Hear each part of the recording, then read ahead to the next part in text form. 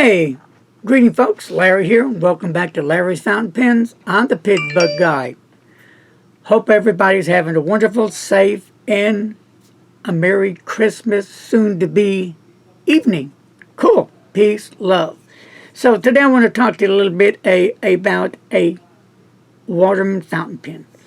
And a special shout and thank you to a buddy of mine, Troy LaPlante, cool guy. You might want to check out my buddy's video. He really is good in what he does. He's got a great voice, and he just got what it takes to do reviews, and he can be an announcer, or he can do whatever. Incredible guy, really nice guy. And he sent me this nice, cool looking Waterman. Now, I've been trying to find a history on this pen. The Waterman Taperite, I believe that's how it's pronounced. I could be wrong. There's a lot of different versions of it, and it comes in like six different colors. But if I am correct on this pen, it could be, I'm not sure, it could be the Fifth Avenue was ultimately a successful in the market. So they had an unsuccessful event with the Fifth Avenue. So after that was failing, the Waterman came out with the Taperite and was succeeding very well on the market.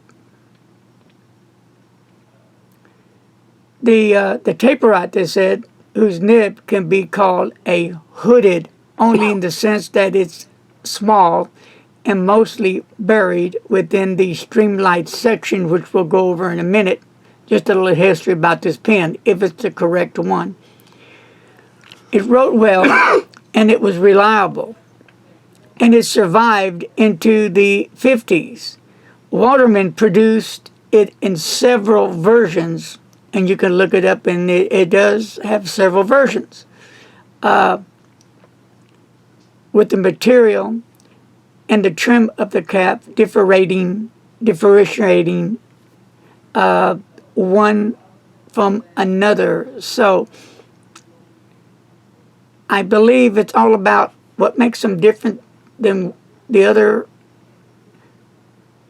pen would be all about what's in the cap. So let's zoom in on this pen as close as we can, get a real good look of it. It has a plastic body, which is maroon, and there is no markings on the barrel whatsoever. You go up to the cap, it's a metal cap, and you have two bands right here. One here and two here. And then you have Waterman and USA in the back. There's nothing on the clip. It's a metal cap. When you go to the very top of the finial, there's not much going on, but this little round part of the finial that fits into the cap, which is interesting. And this part holds on the clip, I believe. And this is the lever for the sack. Now, Troy, he restored the pen. He put a new sack in there. So it's a screw-off cap, and it does post securely.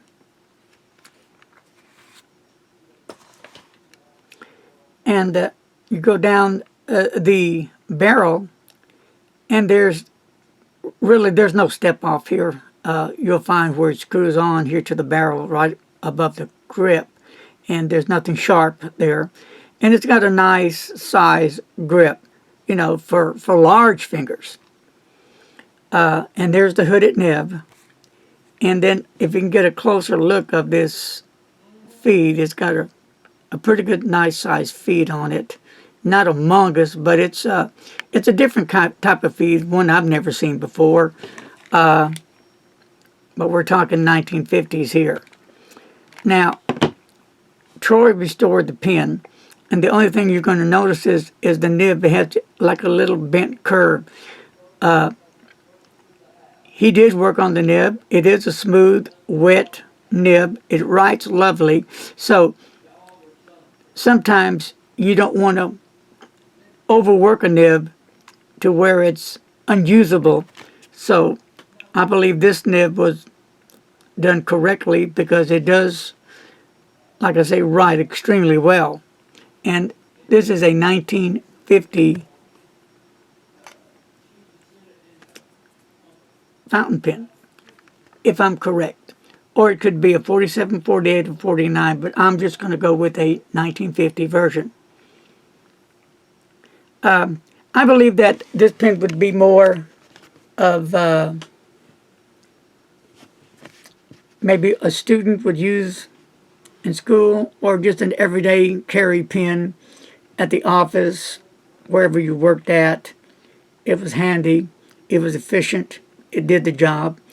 And I believe I read somewhere there were like, back then, $5. I could be wrong now, because there were so many different versions. I'm going to go with, like I said, this version that I'm reading from. The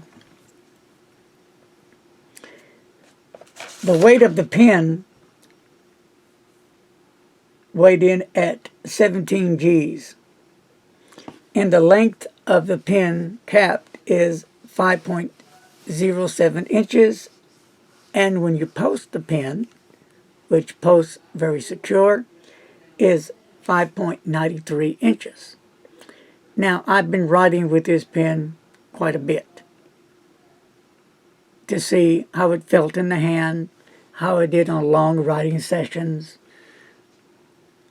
how the nib would, wrote when I wrote letters, long letters, 10 pages, let's say, and the nib held up very well. I didn't have no bad starts, no skips.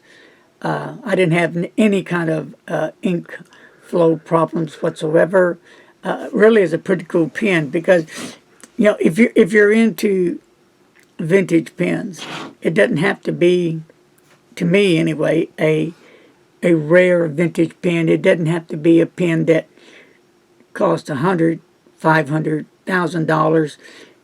To me, a vintage pen is a pen, 40s, 50s, just an everyday pen like this. And when I hold it in my hands, my mind starts to wonder.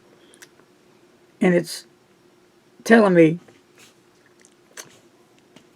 I wonder who used this pen and where did they use it? At school, work, home? What kind of person used this pen? The character of the person. Where has this pen been? Now we're talking 50, 60, 70, 80, 90. We're talking, over 60 years maybe? So this pen has been around. And where did it finally end up at? And how did it get to the seller? And then, of course, from the seller, that's when Troy bought it from the seller. It came to Troy's house. Troy did the operation and restored it back to life again. And this is where we're at. And the reason why it took me so long to review the pen, not only because I'm writing with the pen to make sure that the pen met my specifications on how I like pens to write and feel. He just did a really great job on the pen. What I plan on doing, I plan on giving it a polish later, and I'll do an update on the pen. So let's go ahead and do some writing with the pen, and I'm going to use Waterman Serenity Blue with the pen.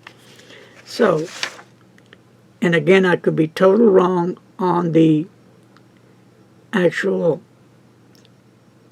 make of the pen.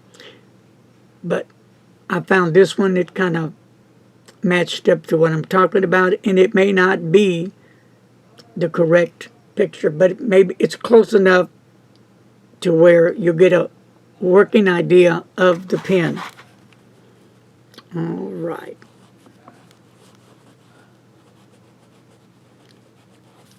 And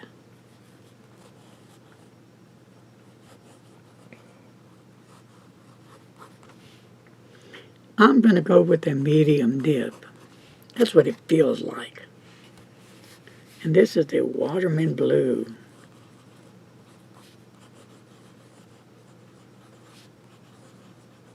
He really writes nice. I like the way he writes.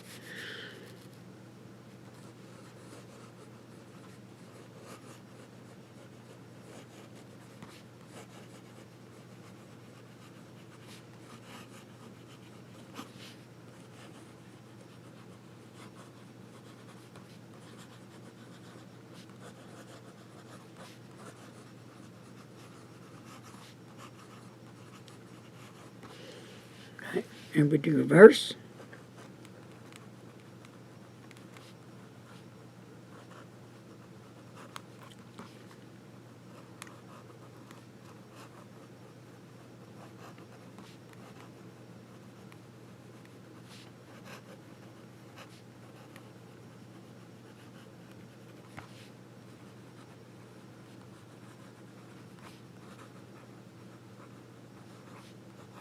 And you do get a fine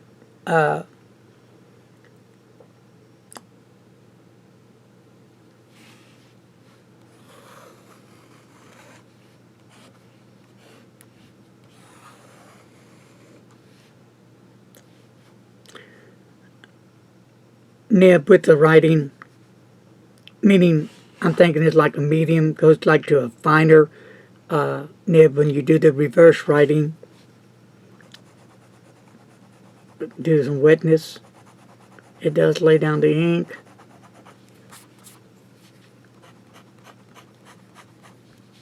Downstroke and the cross stroke. Do a few swirls. Look at that, just lovely writer. You don't have to have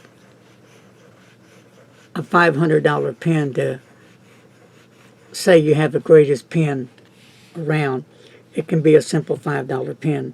It's all about what's under the hood. And this pen actually has a very nice nib.